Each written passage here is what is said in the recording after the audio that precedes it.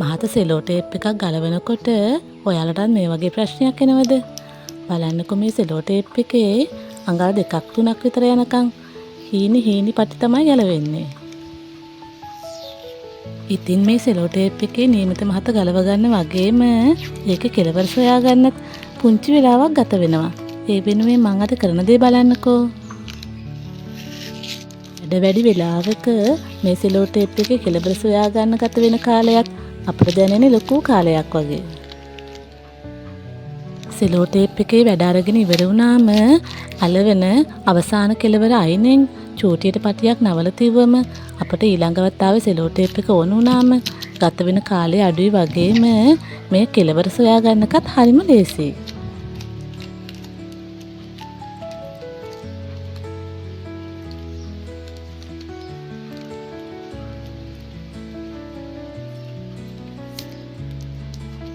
ඊළඟ වතාවේ cello tape එකෙන් වැඩ අරගෙන ඉවර වුණාම මේ වගේ පුංචි පහසු ක්‍රමයක් ඔයාලත් ඉතින් අත්හදා බලන්න.